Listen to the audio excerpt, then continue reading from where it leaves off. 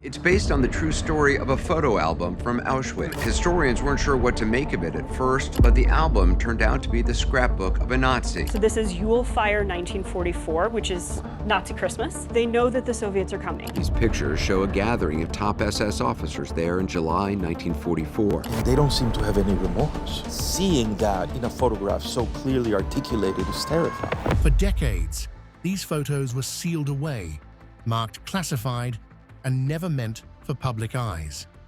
Now, images from inside Nazi Germany have finally been revealed, and what they show is deeply disturbing.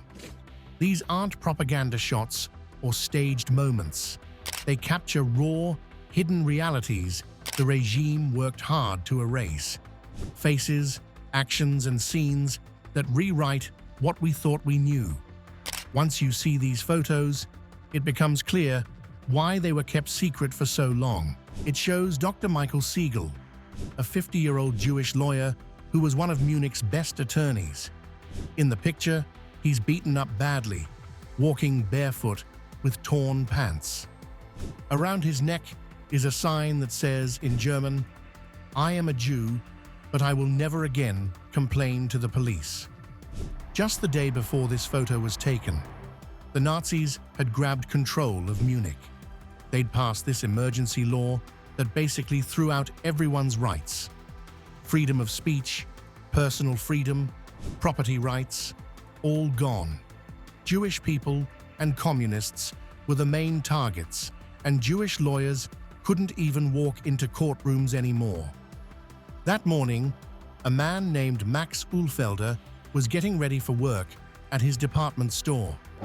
His family had owned this place since 1878, and it was huge. Munich's second biggest store, with about 1,000 employees. The place even had modern escalators, which was pretty cool back then. But that day, everything went wrong. Nazi thugs smashed the store's windows and dragged Max off to Dachau concentration camp, along with 280 other Jewish people from Munich. They called it protective custody, which was obviously a lie. Max's wife panicked and called their lawyer friend, Dr. Siegel. Without even thinking twice, Michael said he would go straight to the police station to file a complaint. The next morning, March 10th, 1933, he showed up dressed professionally, like always. The police told him they were expecting him and led him to a basement room. But when he walked in, he didn't find regular police officers. Instead, there were Nazi stormtroopers who'd been given police badges by Heinrich Himmler, the new police chief. These guys immediately started beating him. They knocked out his front teeth, ruptured an eardrum, stole his shoes, and cut his pants short. After they'd beaten him bloody, they hung that humiliating sign around his neck. Then they forced him to march through Munich streets in his underwear with no shoes.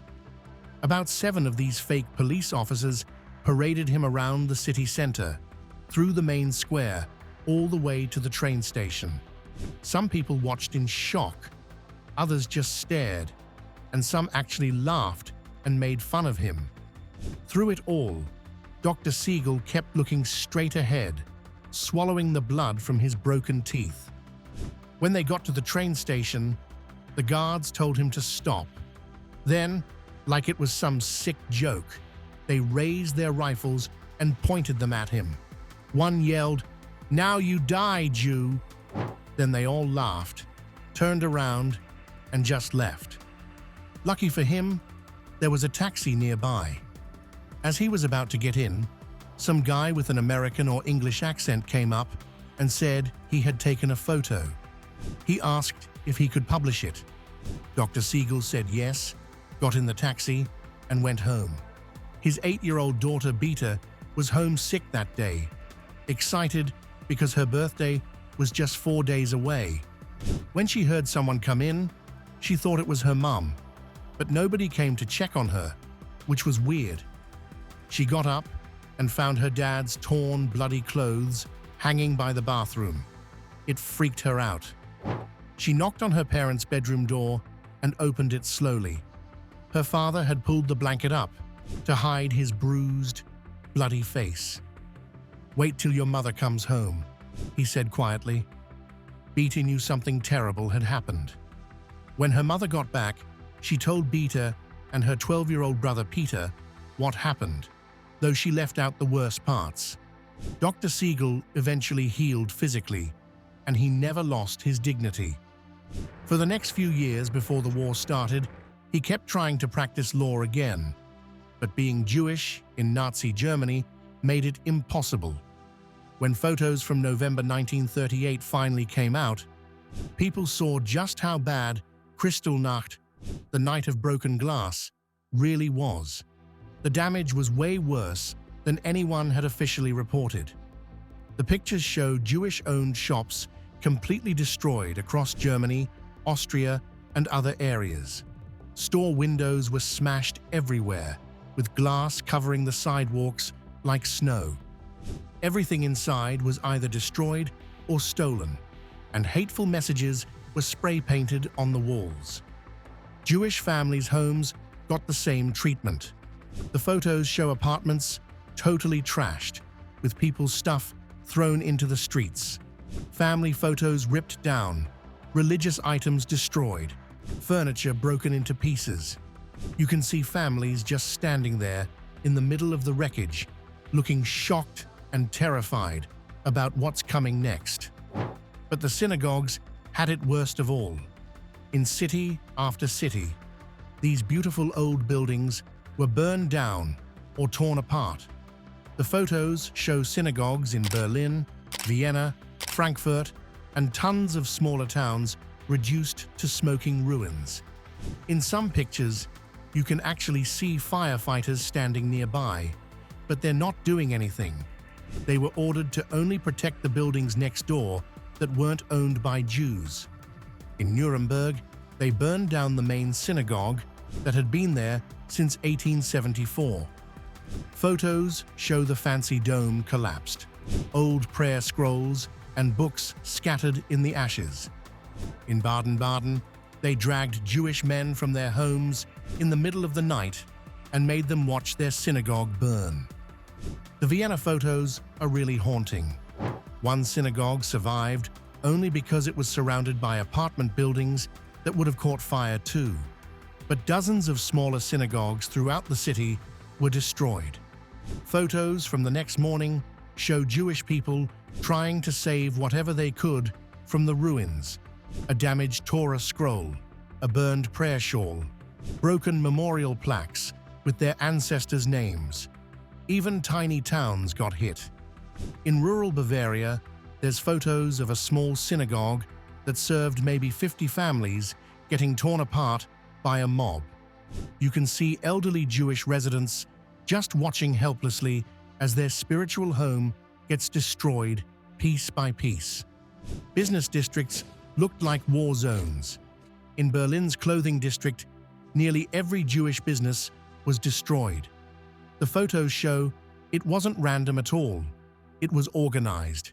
Street after street shows the same thing: broken windows, looted stores, destroyed merchandise. Insurance records later showed the property damage was worth hundreds of millions of marks, but the photos showed something statistics couldn't. This wasn't some random explosion of anger like the Nazis claimed. It was planned, organized, and meant to terrorize an entire group of people. Color photos from Hitler's 50th birthday party in 1939 are pretty disturbing. These were shot on rare color film, which was expensive back then, and they show this massive celebration in Berlin on April 20th. The parade went on for miles. These color photos capture everything in vivid detail.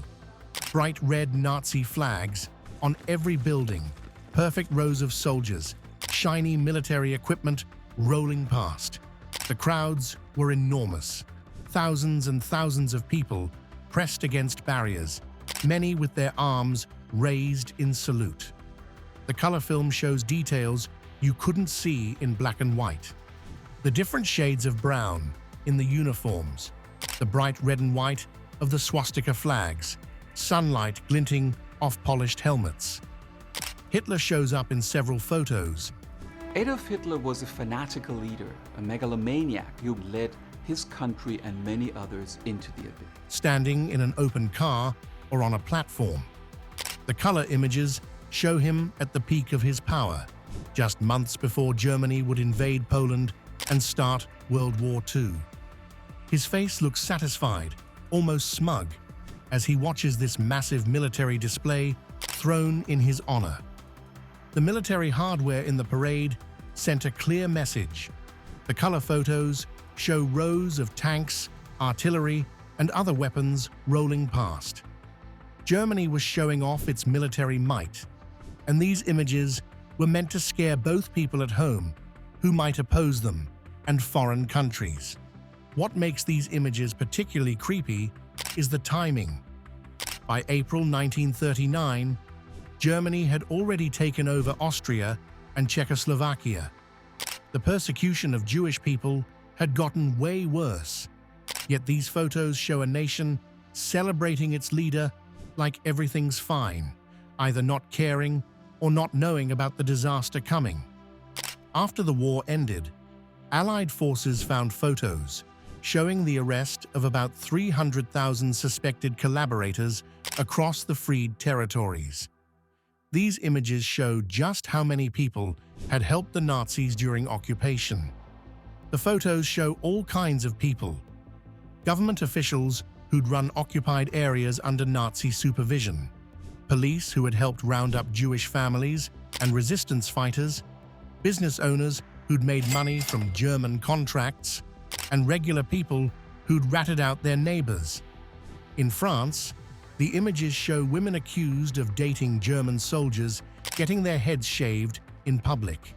Photos show crowds gathered to watch, with some people looking vengeful and others uncomfortable. This happened in town after town as France was liberated. In Eastern Europe, the photos get darker. Images from Poland and the Soviet Union show suspected collaborators who had helped with mass murders or run concentration camps being held in the very places they once controlled. The role reversal is stark former guards now appearing as prisoners, surrounded by survivors who'd come back to testify against them. What becomes clear from these images is how widespread collaboration had been. 300,000 people. That's a massive number. The photos show that occupation couldn't have worked without a lot of local help. Collaboration crossed all boundaries, educated and uneducated, rich and poor, young and old. One of the biggest discoveries was an album of photos that showed up at an auction in 2014 after being hidden in private hands for almost 70 years. The album belonged to a high-ranking Nazi official and had images nobody had ever seen publicly. The auction house initially wasn't sure if they should even sell it. The photos showed concentration camps and execution sites with shocking casualness. Some images showed Nazi officers relaxing between killing sessions, posing for the camera like they were on vacation. When the album finally went to auction, it sparked huge debate. Holocaust organizations argued that materials like this should be in museums, not sold to whoever had the most money. People worried it might be bought by someone who'd hide it again, or even by Holocaust deniers who might destroy the evidence. The photos inside showed daily life for Nazi perpetrators. Several images showed officers eating, drinking, and socializing. The ordinariness of these scenes, knowing what was happening just outside the frame, was deeply disturbing. Other photos documented the construction and operation of killing facilities. These images gave historians new information about timelines and methods used at specific sites. Some photos showed victims arriving, not knowing what was about to happen, while others showed the aftermath of mass executions. The album also had images of stolen property rooms, filled with clothing, shoes, valuables, and personal items taken from murdered victims. These photos provided visual proof of the systematic theft that went along with genocide. Photos from late 1941 show the deportation of over 1,000 Jewish residents from Brelau, a major German city. These images capture the beginning of what would become a program of mass murder. The photos show families gathered at collection points, each person allowed only a small suitcase or bag. The images reveal the lies involved. Many people looked dressed for travel and resettlement, not realizing they were heading to death camps. Several photos capture the waiting. Groups of people stood for hours, sometimes days, before trains arrived. The images show elderly people sitting on their suitcases, exhausted. Parents trying to comfort scared children. Everyone wearing expressions of fear mixed with confusion. The documentation shows that Nazi authorities had told deportees they were being resettled to the east, where they'd work. Some photos show people carrying tools or work clothes, believing they were heading to jobs. The cruel lie is evident. People prepared for a future that would never come. When trains finally arrived, the photos show the brutal loading process. People were packed into freight cars meant for cargo, not passengers. The images capture families being torn apart, with some selected for immediate deportation, while others were told to wait. Follow-up records reveal that almost none of the deportees from Brelau survived. Most were sent to death camps and murdered shortly after arrival. A few were picked for forced labor and survived slightly longer before being killed or dying from the conditions.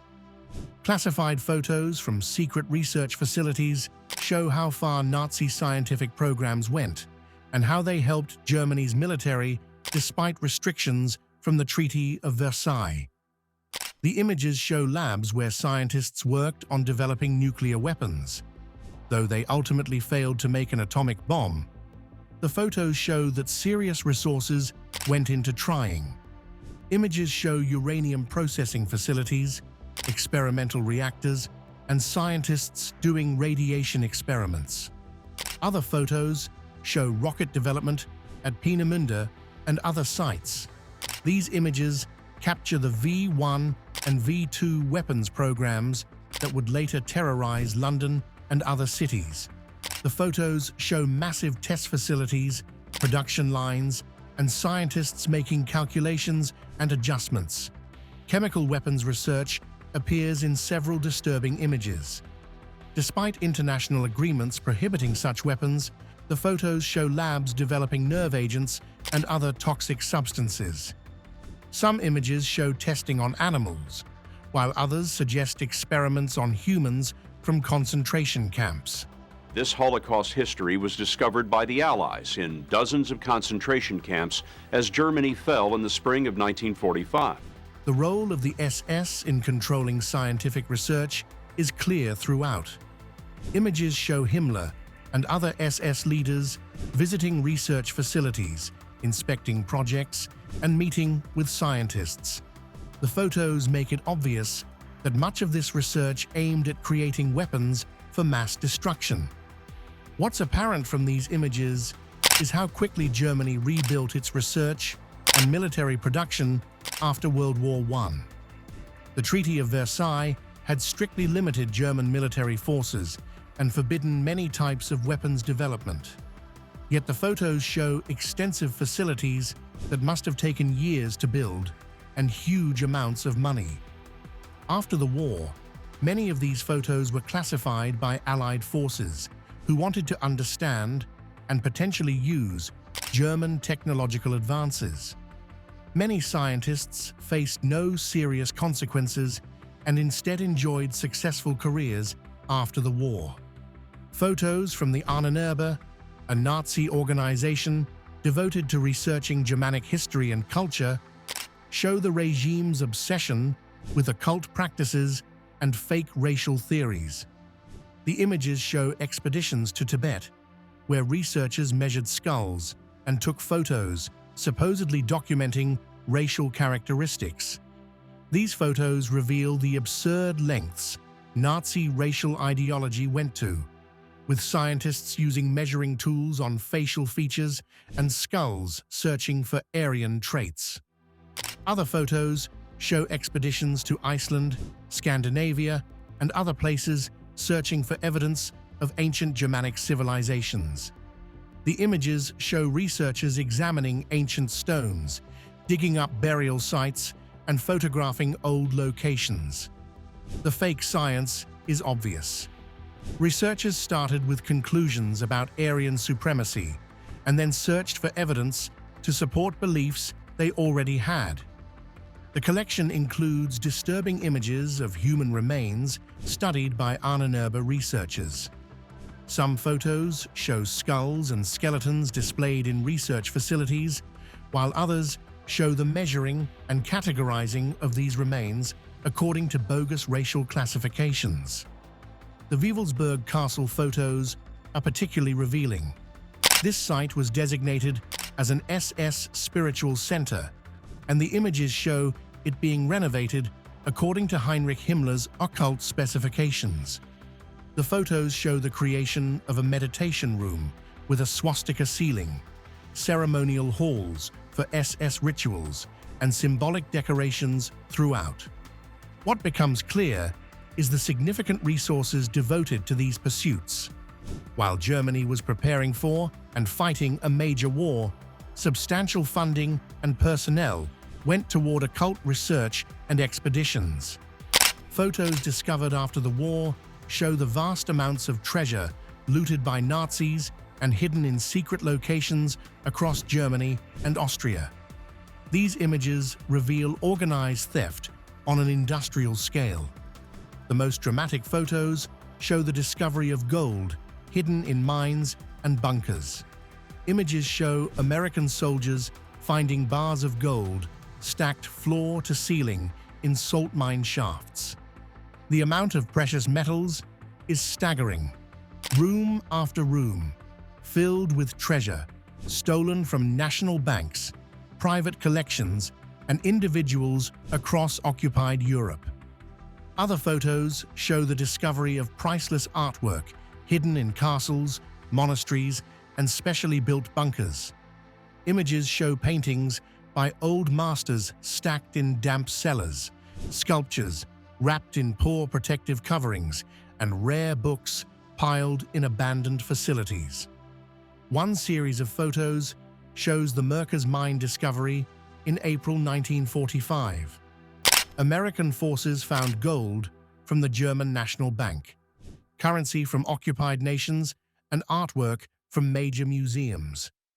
The photos also show the personal nature of much looted material. Images show rooms filled with jewelry, silverware, and other personal items stolen from individuals, often Jewish families, who were murdered. One particularly haunting set shows collections of wedding rings, watches, and other intimate possessions, representing thousands of individual tragedies. The monetary value of discovered treasures, as shown in photos and documents, reached into billions in modern currency. But the photos make clear the true loss was immeasurable. Cultural heritage destroyed, family legacies erased, and artistic achievements nearly lost to history. Perhaps the most disturbing classified photos are those showing the systematic indoctrination of children into Nazi ideology. These images reveal a comprehensive program to shape young minds from the earliest possible age. The photos begin with images of infants in special Nazi maternity programs. These facilities, part of the Lebensborn program, show babies being raised according to supposed Aryan principles. The images capture a chilling attempt to breed and raise a new generation of racially pure Germans. Elementary school photos show how Nazi ideology was woven into basic education. Images show classrooms where young children learned math through problems about weapons or racial classification. Other photos show students measuring each other's features as part of racial science lessons that taught them to categorize themselves and others. The Hitler Youth photos are extensive and disturbing. Images show children as young as 10 in uniform, learning to march, training with weapons, and practicing military drills. The photos show how childhood was militarized, playtime replaced with training, games transformed into war preparation. The photos also show special boarding schools for children deemed racially valuable. Images show facilities where children were separated from families and raised according to strict Nazi principles. Some photos show children who'd been kidnapped from occupied territories and placed in these schools for Germanization, forced to forget their original families, languages, and identities. Youth camps appear extensively.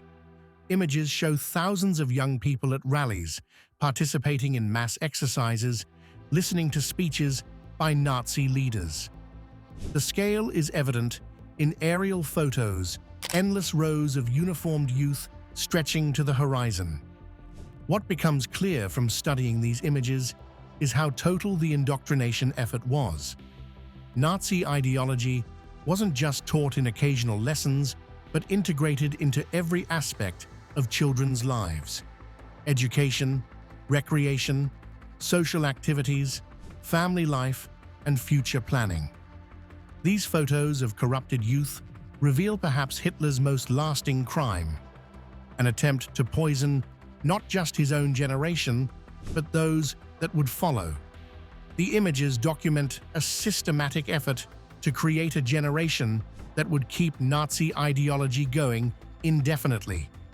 These images don't just show the past, they expose the hidden truth of a regime built on fear, lies, and cruelty, reminding us why history must never be forgotten. Thanks for watching, and see you in the next one.